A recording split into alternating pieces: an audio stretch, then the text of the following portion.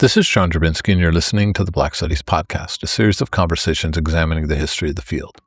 Our conversations engage with a wide range of activists and scholars, senior figures in the field, graduate students, and everyone in between, cultural workers and political organizers, in order to explore the cultural and political meaning of Black studies as an area of inquiry and its critical methods. Today's conversation is with Michelle M. Wright, who teaches in the Department of English at Emory University. Along with numerous scholarly articles, she is co-editor with Maria Fernandez and Faith Wilding of Domain Errors, Cyberfeminist Practices from 2003, co-editor with Antje Schumann of Blackness and Sexualities from 2007, and the author of Becoming Black, Creating Identity in the African Diaspora from 2004, Physics of Blackness, Beyond the Middle Passage, Epistemology from 2015.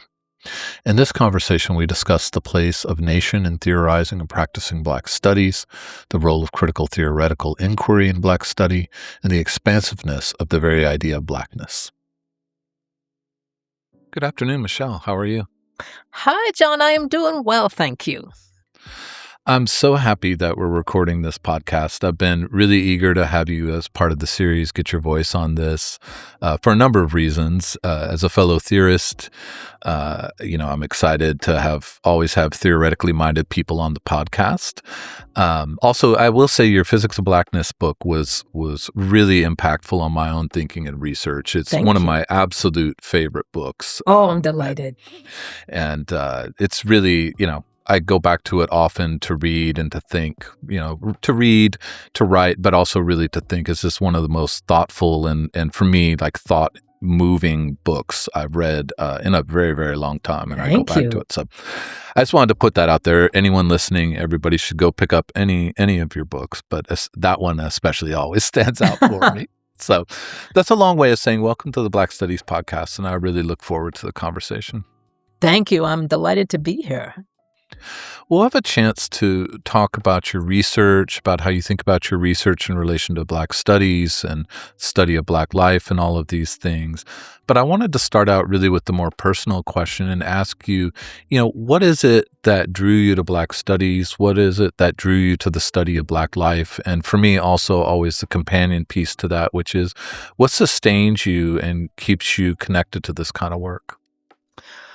Well, it's funny because I often say to my undergrad classes, and also when I'm out giving a talk or something, that I'm not in Black studies because I find Black people so fascinating and brilliant and the most excellent people in the world, even though we are. But I'm in Black studies because when I entered graduate school, I entered a comp-lit program that was known for its strength in post-structuralist theory. And for some reason at that point, I knew I wanted to get into the theory thing. And I started out, I came in reading 19th century French and German literature. And that was actually, this is a bit of a detour, but I come back very quickly. That was because when we came back to the U.S., I got an after-school job. It was in high school that we came back. My dad was in the diplomatic service. So we're living in D.C., and there used to be these big discount bookstores, Crown Books, that I would go to with my $10 that I had taken from my paycheck. And I would go into Crown Books, and I would always have this sort of, trying to figure out which book to buy. And it's like, okay, I can buy, Old Man and the Sea, which clocks in at about 200 pages, and it's $5.95, or for $1 more, I can get War and Peace, which is 1,400 pages. And to me, that seems the better buy because it's more pages. So with that, this is every humanities person's dream. You pay because you want to read the long book. Yes, exactly. Well, to me, it was just more economical. Like, why would you buy a book that's only that big? So I would rarely read poetry. I'm like, what's the point of that? You just you're going to run through it. And I was like a lot of academics, a very fast reader, so consuming a lot. So I ended up reading, some 18th century, but usually there was something about the prose that put me off a little bit, 19th century. So I ended up being a 19th century specialist or student of when I came into grad school. And I think one of the first things I started doing was applying Freudian theory and then Lacanian theory to, I mean, it's perfect, Victorian novels, etc. I mean, I feel like that's what Freud is talking about. He's talking about the Victorian novel, not so much, Mm. Victorian life, but the novel. And then as we got deeper into theory and I got very interested in questions of subjectivity and stuff, I was like, something? It's great for other people. I'm no longer interested in this psychoanalytic reading of these novels because they just mesh too perfectly. It's almost like Freud's case study and Middlemarch are the same damn thing. But I was intrigued by the fact that when reading theories of subjectivity, I think at this point we were doing Lacan, I was like, it's odd that he never mentions race, but I cannot read myself into his theory of subjectivity, and it has everything to do with race because my relationship between the self and other is going to be way more complicated because I am consciously aware of the fact that I am, of course, being read as other, and to a certain degree, I will read myself as other in certain times. Sometimes that's an abject moment, sometimes it's a positive moment, but it made me realize I want to go into engaging with Blackness because it uncovers all these complexities and makes us ask these more difficult questions, beginning with stuff like, why is it I can't read myself into this theory, even though the theory isn't being explicit about keeping certain types of people, shall we say, out? And that's the challenge that I've sort of always found really exciting. So my first book, Becoming Black, was looking at, Black subjectivity. It was an intellectual genealogy of Black subjectivity in the diaspora. And I had to begin with that really tough and engaging start where I wanted to start just with people who are talking about Black subjectivity because I was like, I don't want to start with all the racist stuff. Like, why does every Black discourse have to start with what all the racist white people said first so that our discourses are always counter discourses? They never get to be originary. And what I found was I can't because Black folks would not have had to argue that we were subjects unless there was somebody else arguing that we were not, because it's self-evident that we are fully human and just as good, just as smart, blah, blah, blah, as anyone else. And just, those kinds of questions like, okay, how do I even start this argument and how do I deal with the politics of counter discourse? So I love the challenges that Blackness has given. And in Physics of Blackness, like taking up that even bigger one to me, which was like, okay, like what is Blackness? We're always using it, but we're never talking about it. And I think to a certain degree that has differentiated me from a lot of folks in the field because when I finished Physics of Blackness, I was like, people are going to be so excited by this. Like I have come up with this answer because I'm sure everybody like me has been wondering about this. And what I found instead was, pardon? I was. Thank you, John. There was one person out there. I had your brain in my brain. And what I found was actually a lot of scholars, no, they don't want this brought up. And they didn't like me talking about the fact that we don't define Blackness except in very positivist ways, like what are all these Black people doing on TV? That's Blackness, that kind of thing. Mm-hmm. So, this is a really interesting narrative because it's like this a moment. Thinking about your educational trajectory, it sounds like, and correct me if I'm wrong, but it was in terms of the formal education process, it was really late that moment of interest in Black study and Black studies emerged. I mean, did it feel discontinuous with your college and sort of K through 12 education, or was it sort of like there were these things percolating along all the way, and this was more like a moment of crystallization? Probably, the boring answer, I think, is probably both. I had been born and raised overseas, mostly Western Europe, a little bit of North Africa, because my dad had been in the Foreign Service. And I think just even those circumstances began to percolate something in me because my dad came out of, I think he would want to say a middle-class family in Detroit. I think it's more honest to say working class, although his brothers and sisters all made good and became solidly middle class, like working at the Mm-hmm. Ford plants, etc., because they moved obviously during the Depression. And I would remember being struck by the fact that my dad came into the Foreign Service and for the most part, started off in the visa office. He was not one of those folks that came in, jumping several levels. People who come in with money into the diplomatic services, I think almost any nation, it's almost always you buy your way Yeah. in, you don't work your way up. But so he was coming from a working class background. He had gotten a gorgeous education because this was late 50s, early 60s. He's coming to the Foreign Service as Kennedy is elected. So, he's just popping off with all the idealism. He's a relatively conservative person in that he feels very strongly that you don't talk about race. Like he buys into color blindness and doesn't necessarily see what I see as like white norms as white norms. I think he sees them as civilizational norms. But I remember being struck by the fact that here is this guy coming out of this working class background. Coming into the Foreign Service at a time when the U.S. is such an intense influence on the world. And in Europe, even at that point, Europeans were still kind of looking up to Americans and American culture, et cetera. Obviously there's always a good, healthy critique, and U.S. dollars were so powerful. So we're living the high life in Europe, even though in the American imagination, Europe is meant to be, that's where all the wealthy, brilliant, highly intellectual people are. Mm-hmm. But as Americans, we're living in Florence, we lived at the top floor of a palazzo, an 18th century palace. And I got this incredibly expensive education paid for through U.S. tax dollars.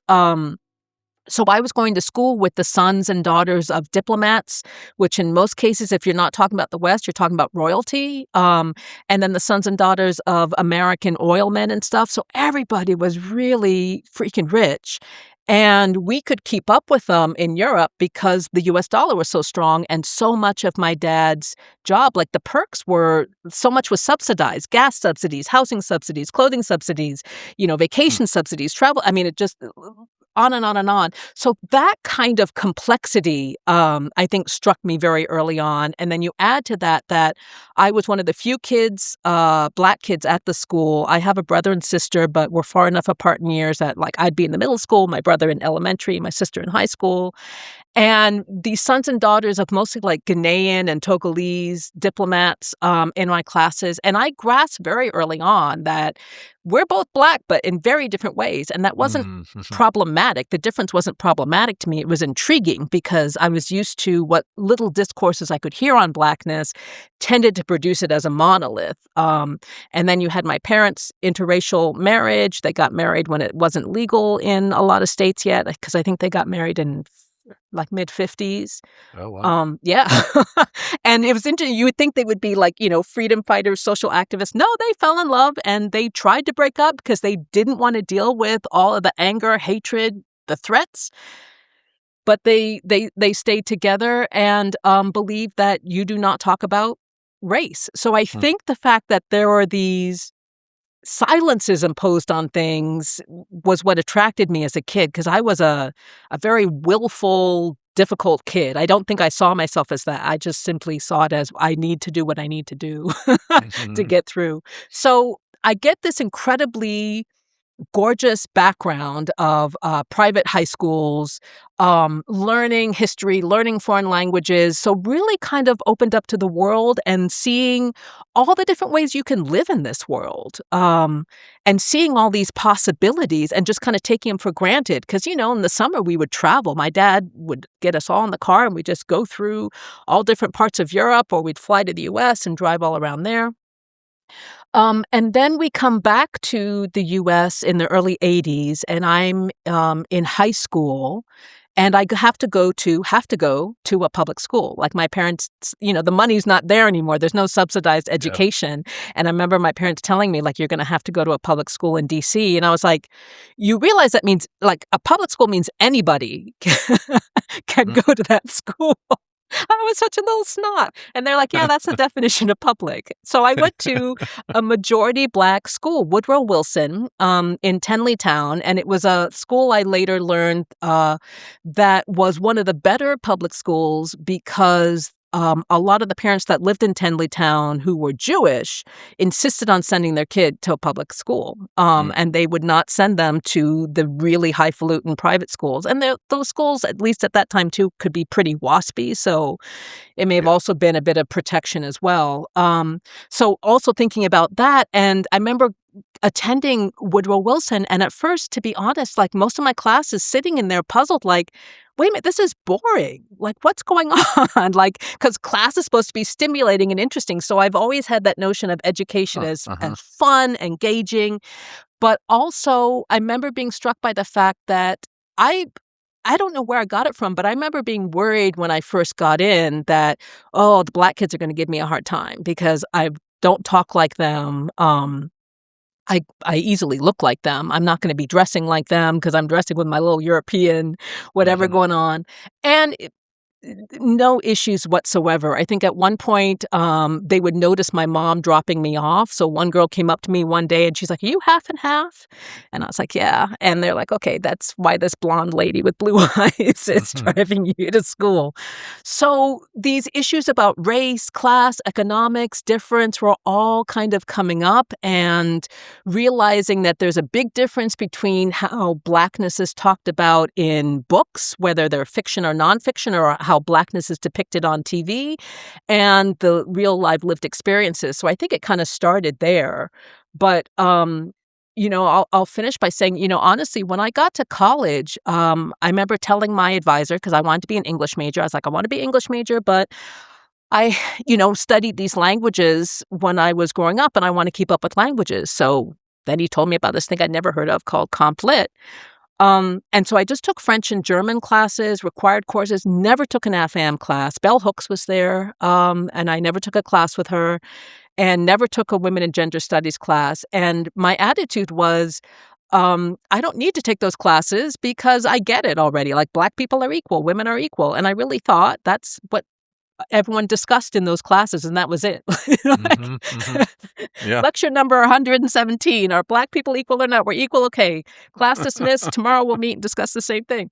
So, but also I went to Oberlin, so very kind of lefty school, but also I don't like being told what to do, and I don't like being told what to think. And as a Black woman who then my junior, senior year realized, oh, I was queer, I felt I was being handed my politics. Like, this is what you look like, then this is what your politics have to be. And it was like, fuck you, I'm not doing that. And it didn't mean I didn't move to the right wing or find the right wing, because I find that if anything, they're more restrictive and more frightening and more hypocritical.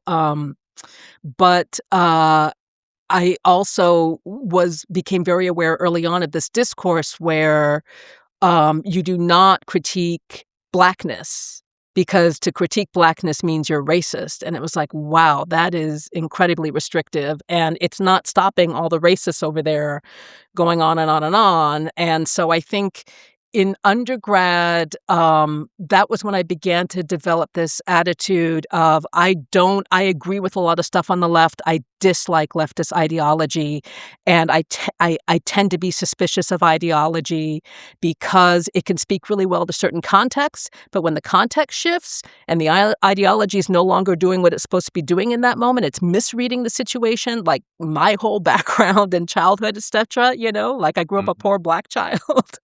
um, it's not gonna work. And so I think theory was the way I found my way through that. First through the post-structuralists, and then realizing the post-structuralists, Foucault, Lacan, Derrida, were themselves flawed because they really are still thinking like the Enlightenment philosophers, in that to be a straight white European male is a space of objectivity and neutrality where one can see and produce knowledge neutrally. Mhm.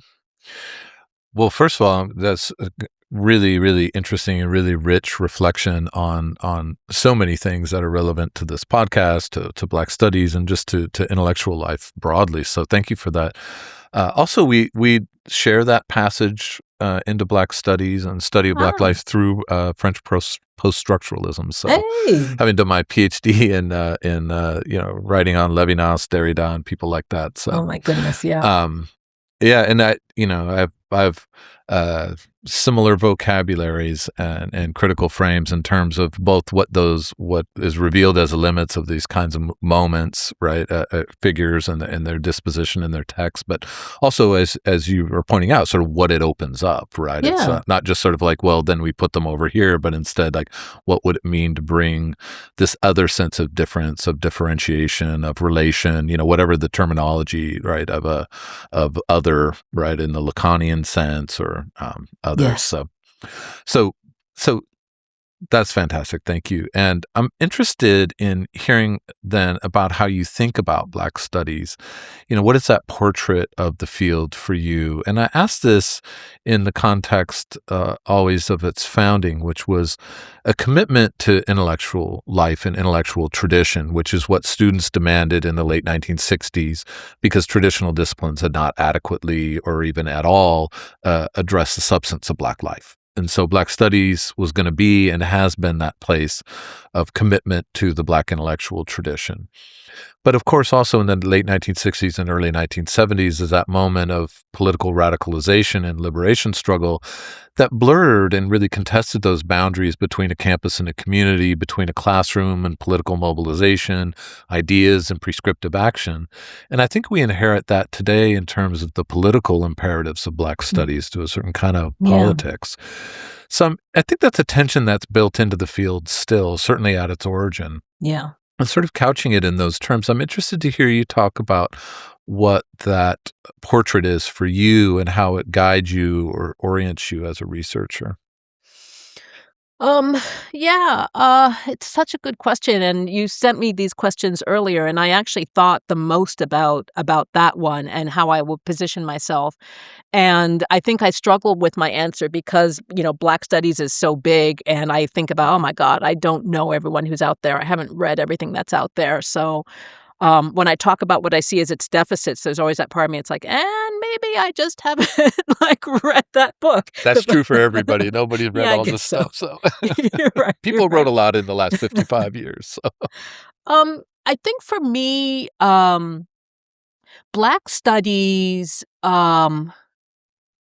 it's interesting. I think I've generally used it as what I am in an English department, even though I did 9 years at Northwestern in the Black Studies department there. Um, And I think okay, well, I'll put it this way. When I was in grad school, Paul Gilroy's Black Atlantic came out, and I will often in fact, I was just regaling, a poor student who's joining our cohort, graduate cohort in the fall. I was regaling her with, like, the impact of the Black Atlantic on my intellectual life on Zoom yesterday. And what I was kind of talking about was how before the Black Atlantic, for a lot of us who were getting interested in questions about Blackness, quote unquote, elsewhere, in other words, not in Africa and not in the United States, we had this problem of, well, if I engage with Black folks in Brazil and then I want to talk about Black folks in Italy, I have to give all this contextualization about where they are in the nation state, where they live, how they've been written out, et cetera. So even though I want to focus on Blackness, I have to end up talking about how it's been minimized, and that whole narrative just minimizes it further. Hmm. And, Gilroy came out with I always read it as he basically took Benedict Anderson, and Jeffrey Bolster's Blackjacks and put them together in a brilliant way in terms of saying, we know that there was a circulation of ideas and discourses amongst Black soldiers in the 18th century.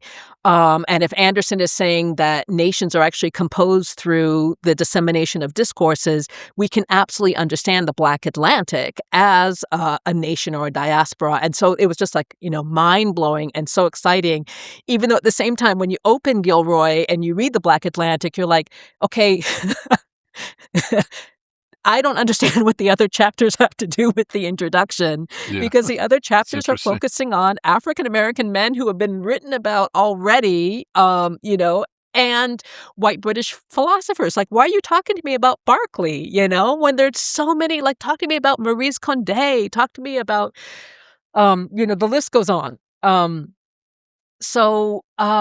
I think that's a great way of laying out what inspires me about Black studies, but also what I struggle with. And I think part of that is also I should add, of necessity. Like, I try to be as dialogic as possible when I'm asked these questions, and to remind myself, actually, I don't want everyone thinking as I do, and I don't want everyone believing in the same things I do. We need those differences, because I believe difference is dynamism, and dynamism is Black life.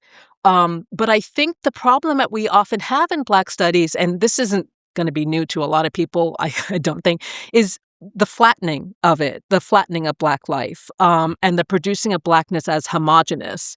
And we have these sacred cows that feels like every year get bigger and bigger. Like, we are not allowed to talk about the misogyny in Fanon, or put a question to it that I always found really useful, which is Fanon says that we cannot fully or truly express ourselves in the colonizer's language. Fanon is writing in French.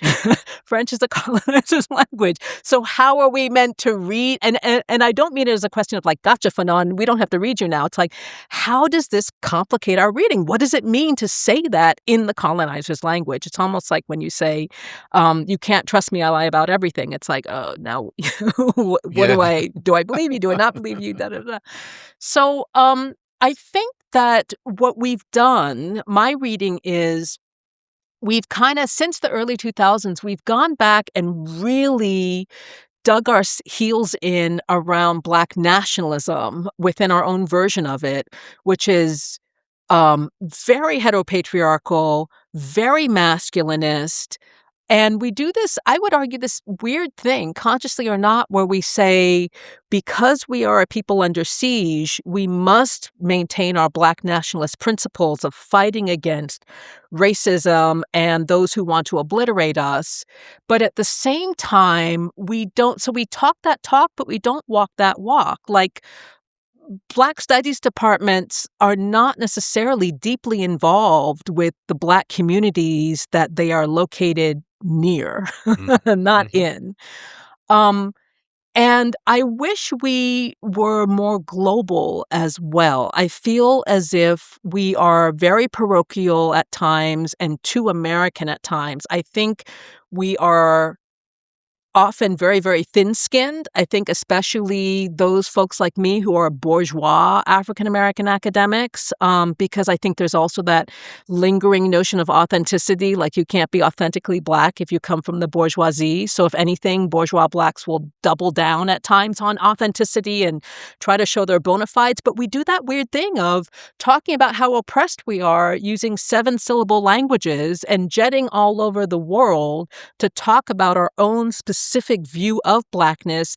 And we can even get very, like, ungenerous. And again, I'll use the term parochial when it comes to being challenged with other versions of Blackness. And of course, as you know, that's my big fight. That's my thing. And that's what inspires me to go on is I want to get across the globality of Blackness and the diversity of it and the importance of thinking about that and bringing it in when we discuss it, because it's not uncommon, no matter where I have taught, where I've got Black students who are Black German or somebody who is both Jamaican and Igbo, and how that brings up, complex situations and discussions around Blackness. I want all that opened up, and I want fewer sacred cows. Yeah, the diversity of Blackness thing is such a, it's intellectually a really important thing, and it's concretely a really important thing. I think about that a lot, having moved to University of Maryland, Mm, where so many of the students, my classes at least, are from the DC metro area. yes. But that also means, questions like, I'm Ethiopian or a child of Ethiopian immigrants. Yes. How do I fit into Black studies? And it's been interesting to me because I think as someone, very moved by Gilroy's work, influence is always a funky word, but definitely really moved by Gilroy's work, especially the early stuff. I feel like prepared to have a kind of formal answer, but in terms of the Yeah. content and sort of where how that plays out in terms of dynamics, talking about Black studies, that question from an Ethiopian student, right, a child of Yes. Ethiopian immigrants, it's one that like you, I think one of the I should say I'm struck by how little I feel rooted in the field of Black studies in my Mm. response to that. Mhm. Right, Yes. whereas if somebody said, "Well, what are some of the important differences between sort of Northeast experiences of Blackness and Southern experiences of Blackness?" I can plug in a Du Bois and a Washington. I mean, this is the original conflict or something, something like that. But these kinds of questions that you're talking about the diversity of Blackness, they remain a challenge. But for me, it makes for this really interesting commitment to the intellectual life of Black studies and a commitment to the politics of Black liberation struggle come together in a really interesting way. And the Yes. way you frame that in the sense of like, that's a political question, but it's also an epistemological question. Yes. I mean, that's what you've said over and over. Like, what is this Blackness thing and how does it get constrained and how does it diversify and proliferate? So just going on about it because it was a really fascinating response and resonates with, what I try to keep as, at least in terms of translated text, but a linguistic diversity of resources, because it's Yes. also a field where people don't usually work in other languages. Yes, which is crazy to me, although I think we don't necessarily help by demanding people learn languages, but not providing the pathways, which I think Yeah, is, that's really true. yeah, common to it. And we're American, and I often will encounter Europeans who are, I'll be mean here and say desperate to feel superior by pointing out how they speak several different languages, and Americans, "You only speak one." And I'm like, and I'll be rude to just mess with them, but I'm like, "It's because we only need to speak one. You speak several because 50 kilometers down the road, you're crossing a border, or even within your town, there are 3 different languages being, so it's out of necessity." Um, but you could argue there's also that necessity, as you're pointing out, in terms of engaging with that diversity of Black life. And I'll just finish quickly by saying, I think what's going on in Black studies is not unique, right? I think it's what's happening to American universities writ large. We all saw that writing on the wall, and I definitely stuffed my money bags as the university became more and more neoliberal. It's like, great, I'm gonna get mine, Hmm. But what has also inevitably happened, and I don't know if this is just like a cycle that you can't necessarily, it's really hard to break out of, is once things start to become monetized, then knowledge is no longer for knowledge, right? And I remember my first job was at Carnegie Mellon University, which is primarily, I mean, it's known for its drama school and some creative writing, its rhetoric department, but it's big around engineering and robotics. It sees its main competitor as Caltech. And I remember I would have colleagues both in the department and in social sciences, et cetera, come up to me and ask, like, what do you do? And I'd be like, oh, yeah, diaspora, subjectivity, post-structuralism, da da. And they're like, no, what do you do? And I'm like, I teach and I write. And they're like, no, what is your product? And I'd never been asked that before. So I'm coming from this very privileged humanities background from a major university that has not been hurting for money for the humanities. And I'm like, what, what do you mean my product? I don't get paid to produce a product, Let me print out a PDF for you. And I think that's kind of, where we're coming now, where, the things I rail against, I also helped usher in that I didn't really protest them because I only saw the benefits to me. But I think Black studies, like a lot of things now, we've hit this moment of, do we exist to make money or do we exist to try and change things? And I do think that in its first few decades, Black studies had a profound impact on the U.S. university, but also globally, because I think we did, not me, I wasn't part of these generations, but nor were you, John. No. um, the folks who fought the good fight and got colleagues in other departments to listen finally to what they are saying and to get people to start thinking about all of these hypocrisies and contradictions that have been woven into American life while claiming itself to be a democracy and simultaneously a racist, slavocracy. So, yeah, that's mine. Yeah, no, that I think that historical and cultural contextualization of those first few decades of Black studies is so important. I mean, I think about Mm. this a lot. I argue with people about it, whatever arguing means. Because some of those people, because they become very moneyed and famous or on Mhm. TV or whatever, and it's very easy to be cynical about them and they didn't do this, they didn't do that. But I think it's so important, as you say, like the fact that they insisted and found money to make that insistence happen. Yes. Right, which I know is also a part of this narrative of that's a critical issue for us to think about that you've articulated really well. But the fact that, institutes and departments that then put pressure on disciplines and other Yeah. universities and other colleges, it's interesting to arrive in, what is it, 2026 and Mm. hear the sort of complaint about we're always just about the university, but it's like, no, the as you said, the contemporary university is in some ways, in the humanities at least, unrecognizable without Black Yeah. studies as part of its historical reshaping.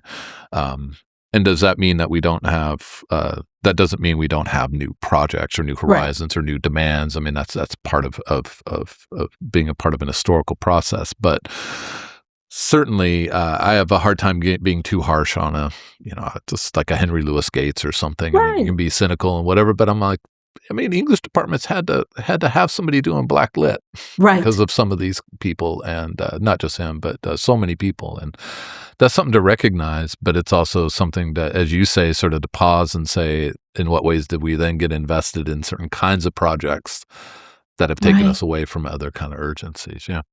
Yes, I agree. Like, we can't get dialectical about it, right? Like, we can't simplify our stance as thesis and then rail against the antithesis. We have to understand the degree to which we're caught up in both. Railing against one or the other is fun, but in the end, it's intellectually limits itself. Yes, rail and then get to work. Yes. Well, shift a little bit and ask you about your research, and in particular, I'm interested in how, because you've spoken to how your research really, sort of is connected to the past and the future of Black studies, sort of what new boundaries it pushes.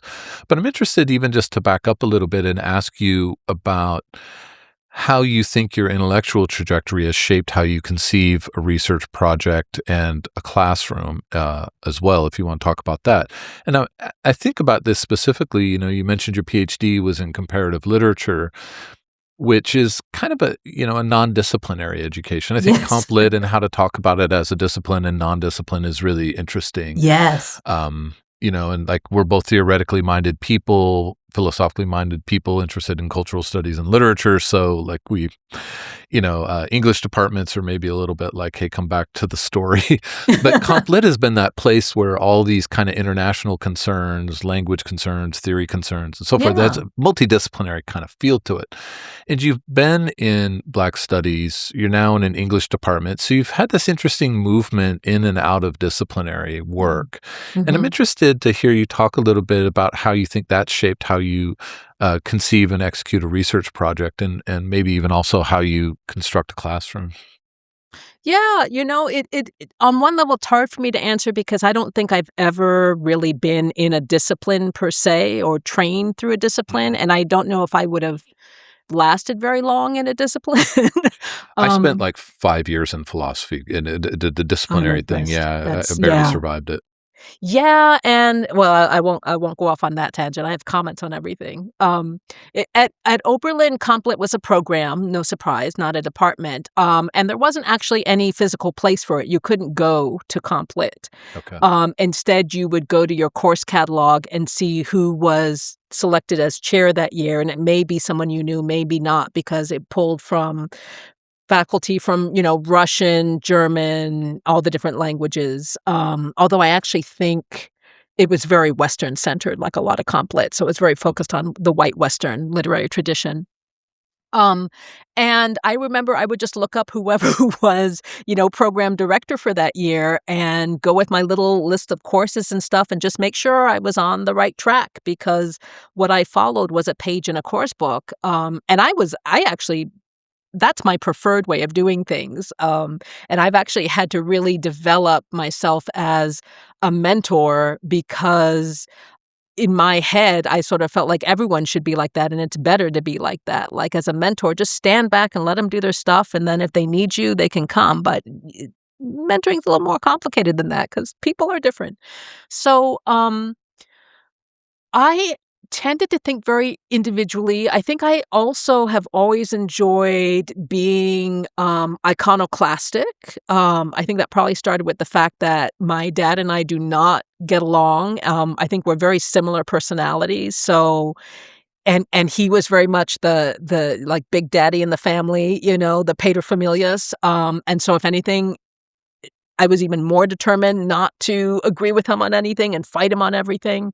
And I think I approach discipline that way too, like, tell me what the rules are, and then I'm gonna give you a hard time about those Mhm. rules. And it was the same in graduate school as well, in terms of, the as a complet group, we were all doing radically different things. Like, they brought in I remember my cohort was incredibly diverse. There were people doing Middle Eastern, people doing Asian, South Asian, people doing I mean, there weren't that many of us doing, like, white Western, actually. And so it was only in the seminars, it was only in the theory seminars where we were all together. In other words, I would just take classes in French and German and English. So when it came to teaching, um, taught English comp. That was what because the complet classes were 200 levels, so you had to, get your bona fides in as a TA first with teaching your own little section of comp and all that. Mhm. So I think what shaped me was my focus has always been on the text. And I'll put it this way. There are always questions I wanna ask, and then it's a dialogue between me and the text. Like, I think about a possible topic, like, one thing I used to teach was, what did I call it?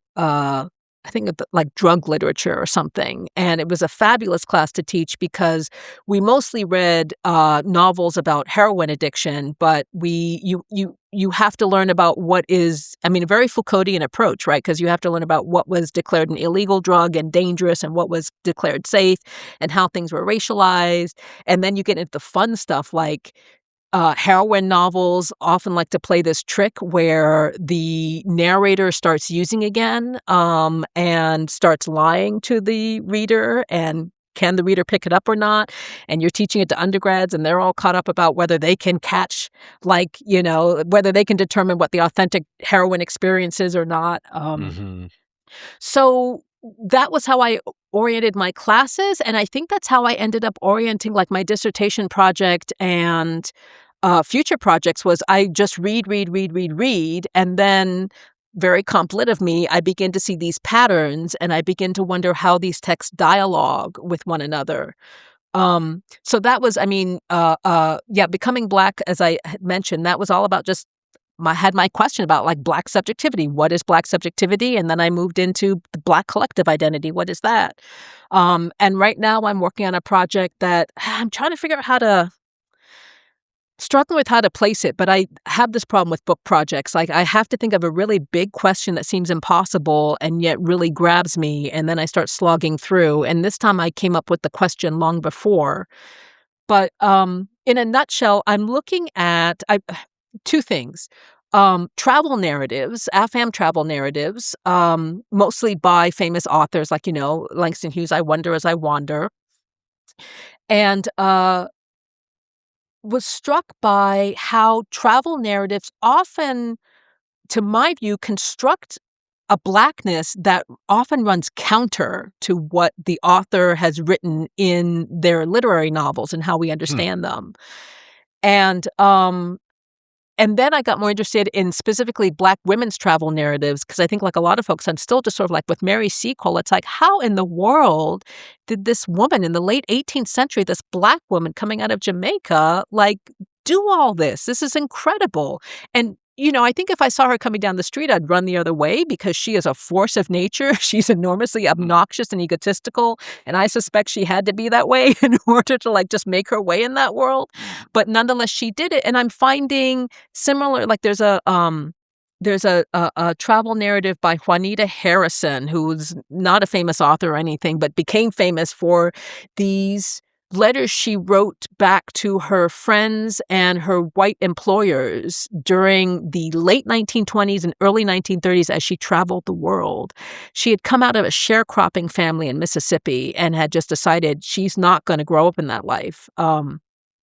So taking these travel narratives that are producing visions of Blackness that we tend not to see in history books or in literary theory, and I'm beginning to pair that with Black speculative fiction. I'm really interested in like N.K. Jemisin and Octavia Butler, and struck by the fact that and Nnedi Okorafor, when they produce their Black female protagonists, they often produce them as like widows, or in Jemison's case in The Broken Earth, like she comes home and she learns her husband has killed one of her kids and absconded with the other one.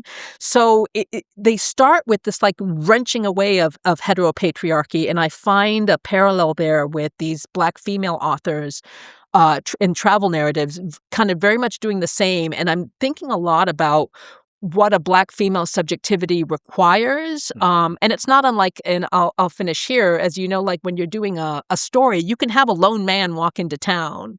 And the reader isn't going to be like, well, is he married? You know, does he have kids? Because he can just be within himself.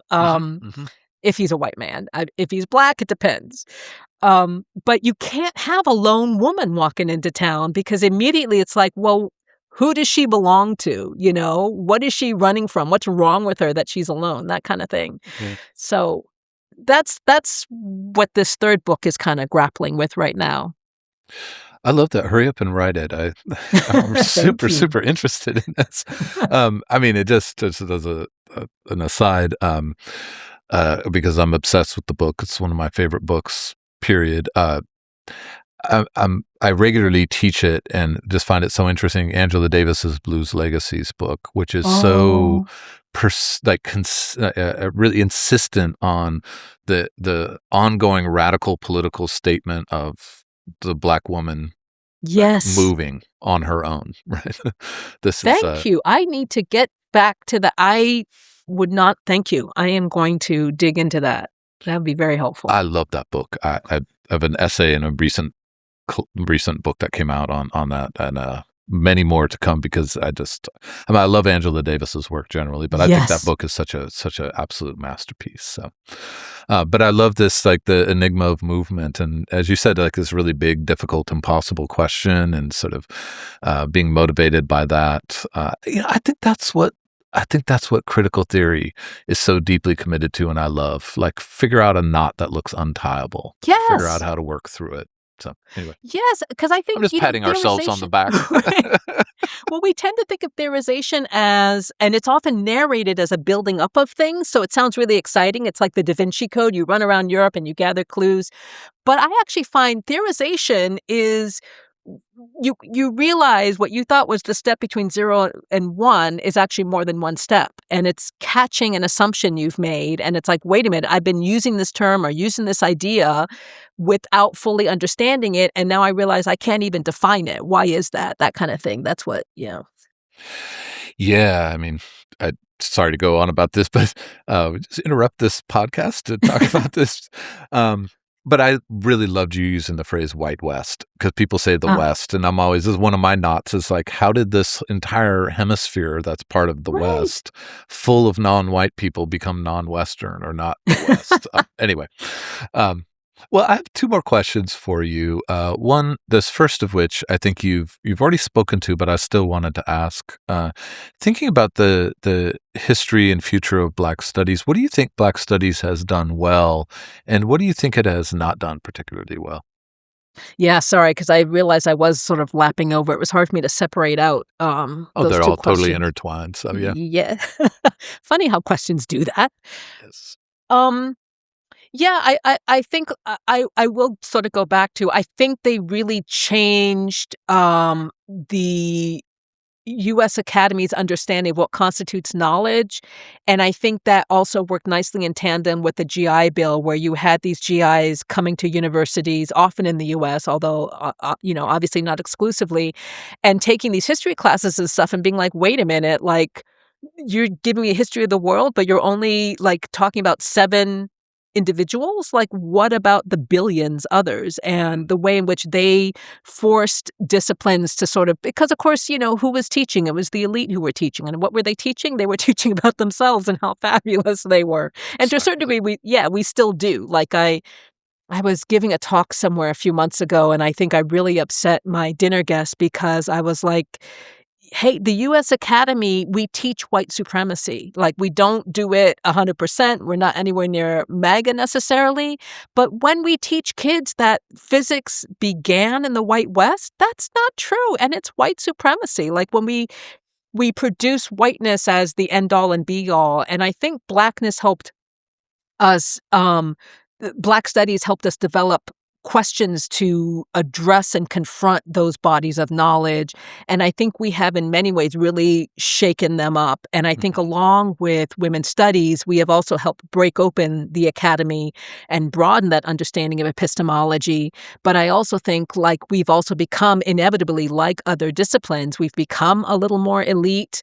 I remember when I was first teaching how, I rarely had Black students in my classes, and they were overwhelmingly taking sociology, history, etc. And when I would talk to them about it, their talk was about how they needed to give back to their communities, and they also understandably didn't trust this nation Mhm. to, give them a career if they trained really well in literature. They needed something where it's like, I have concrete skills that are undeniable. So when I encounter racism, I have options. So I was teaching these Black classes to overwhelmingly white women. It's like white women have propped up Black studies lit classes for decades, I think. But I also understood I was doing really good work there as well because these women would come in with these really pressing questions about equality, representation, justice, how we structure knowledge, etc. And so I think Black studies provides a really gorgeous uh,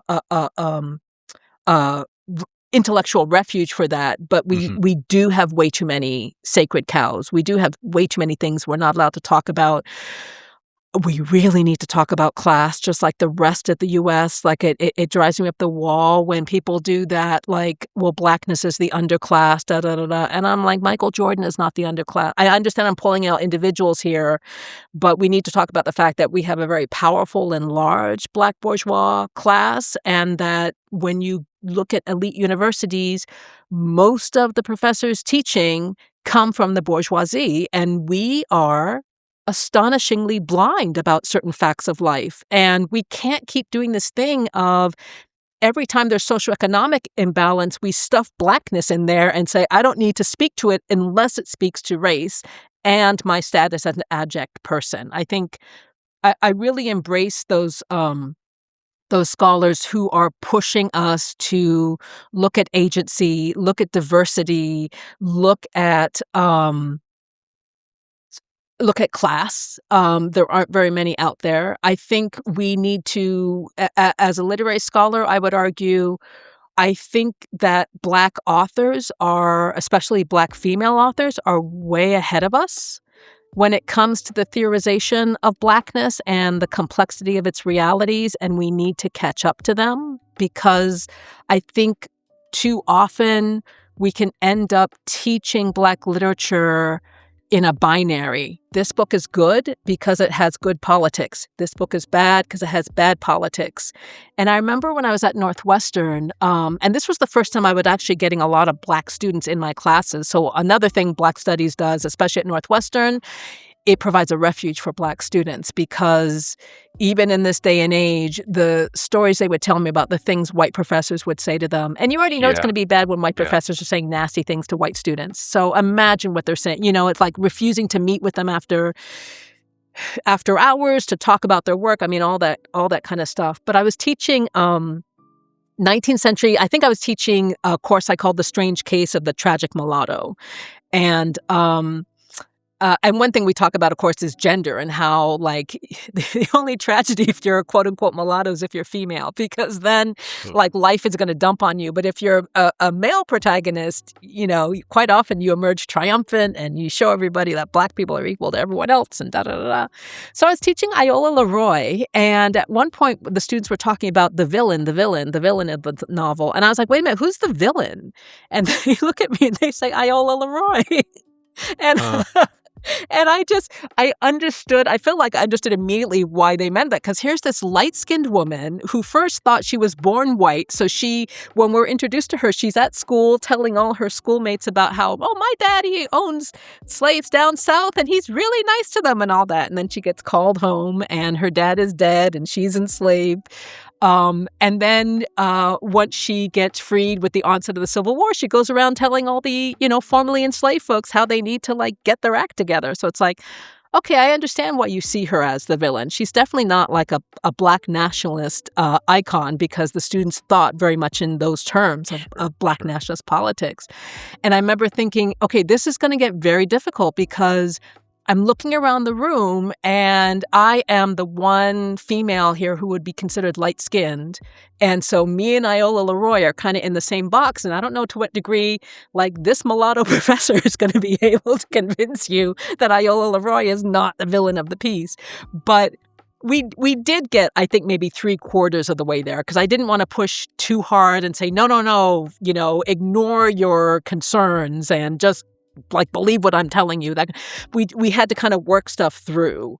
But I am painfully aware of the fact that there are Black literature courses where they are taught not to appreciate the literature and all the ideas that are coming out of it, but instead to learn the correct politics about what is acceptable and unacceptable Blackness. And I think we owe our Black creative writers so much more than that, because they are not unlike Black visual painters, right? It's like they're producing Blackness in ways that we aren't even close to theorizing yet.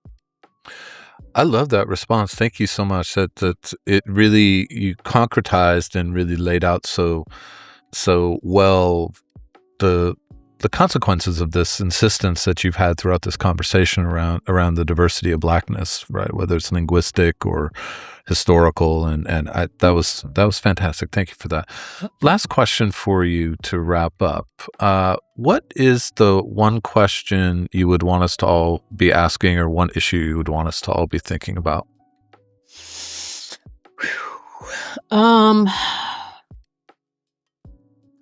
It's you know what? I think right now there different question on a different day, right? Like whatever enrages me that morning. It's so true. Whatever enrages me this morning is the urgent question. I get that. That hit close to home.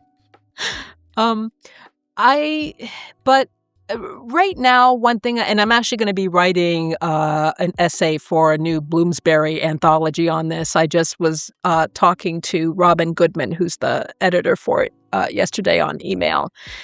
So the question right now is, I've been thinking a lot about how gender and sexuality gets webbed into this, profoundly affect your relationship to Blackness. And I would like people to think about that more. I would like us to think more about class and asking ourselves, to what degree do we truly understand socioeconomic difference in Black communities and how that operates? And I it's like the difference of living in Atlanta from living in Chicago is so profound, because Atlanta has an even stronger Black bougie elite, and we've got the whole political machinery, the corruption systems, et cetera. A lot of Black politicians are just lining their pockets.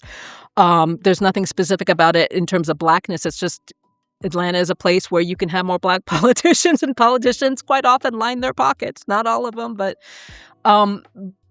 it also, Atlanta produces this incredible diversity of Blackness where people don't feel like they have to explain themselves. They can be Black and talk about how they love chess, or they're doing fantasy, novels or whatever. I'm totally losing my way here, so let me kind of try and circle back into it. But the question I was asking was, how as a Black, I'll put it this way, like, as a Black female, as a queer Black female, I am often not present in books talking about Blackness. And, sort of a la Gilroy, we have Black male theorists, straight Black male theorists specifically, who will come out with books on Blackness in the diaspora, and they will, like, engage with thinkers like, Hannah Arendt to talk about Black feminism. And it's like, what? Why are you not dealing with this? And I think about how much it hurts us because race, as it was given to us by the Enlightenment philosophers, was organized, no surprise, as heteropatriarchal, right? Like, race is, you have male leaders, and then you have the females who produce the children for the next generation. And that is how racial identity is produced and developed. It's through the heteropatriarchal family, and then writ large, a heteropatriarchal community where it's the priest or the mayor or the community leader, who have you, usually a straight Black male, who leads the rest of us. And what that has led to is Black men often being bred as representative of the race, and Black women having to show their loyalty or their bona fides because we are not representative of the race. We are meant to be the helpmeets, the supporters. We're meant to help Black men get through. And when you talk to Black women about this as a family dynamic, a lot of us are really familiar with how Black men in our family will often try to groom us to be the service for the Black men. You've got to help your uncle because, he's lost his fifth job and you have that savings account and you should just empty the savings account and give it to him because he's your uncle, even though you won't say that about my auntie, And that means that things like racism, racist violence, etc., all get coded in different ways. So that one example I like bringing out quite often is how when we talk about police murders of Black citizens, like we also have to talk about Black cops that at times murder Black citizens. And I understand people are scared that the radical right will take that up and say, see, like they're just murdering each other. It's like they're going to say that anyway. But we can't afford to not be engaged with the truth. And we have to develop an ability, and that's something else I think Black Studies needs to do, is we need to care about Black folks who are harmed, not just those who are harmed by white folks, but those who are harmed by Black folks as well. Because we only seem to care if a Black person is murdered if they're murdered by a white person. If they're murdered by a Black person, we couldn't care less. And that really harms us when it comes to things like Black trans deaths, which are through the roof and rarely come up when we talk about police violence, etc. But the point I was getting at in my muddled way was Black men are murdered publicly by the police quite deliberately, I would argue, because it's white men or white women in the police force or Black folks in the police force, but they're usually white men, murdering a Black person like Derek Chauvin, doing that to demonstrate their power. They're getting off on it, and it is meant to be a public display between two heteropatriarchies showing white dominance of the Black heteropatriarchy. And a lot of Black studies is arranged around that kind of primal scene. But what we don't engage with is the fact that you find Black trans people raped and murdered in alleyways, and we don't seem to care or respond. Or the way in which a lot of Black women are murdered by the police, but not in a public space. Quite often, they are handcuffed, put in the back of the police car fully alive, and then somehow by the time they get to the police station, they shot themselves dead with the police gun, because a lot of times that's how the murder is reported. It's reported as basically an impossible suicide. She had her hands cuffed behind her back. Somehow she got a hold of my gun. Those gender differences are really important. And when we restrict our understanding of Blackness only to straight Black men, it really produces a lopsided notion. And I think it also helps explain why so many straight Black male theorists are so vitally concerned with having the white gaze return to them. So they engage with white male thinkers, usually the older and the deader, the better, and the more difficult to understand, the better. And we'll talk about Blackness through this lens. And it's like, are you really interested in being heard by the Black community and understood and responded to? Or are you seeking the white gaze? And I think that's what happens when we allow race to retain this simplistic, reductive notion that heterosexual men represent it, because heterosexual men care above all else about other heterosexual men and making sure that they understand that we are equals, or you're my enemy, or what have you. So that's what's been on my mind lately. This is a really fantastic and provocative place to wrap up, Michelle, because that's a very deep and challenging and really, really urgent. This is literally a life and death question. Yeah. As well as a theoretical question and everything in between. And you've really drawn that out here at the close, but across this conversation, which has been fantastic. This is such an excellent contribution to the series. I'm so glad you made the time, and I really appreciate your thoughtfulness throughout. So thank you so much. Oh, you're so welcome, John. I had the best time. Thank you again. It was great. All right. Take care. You too. Bye-bye.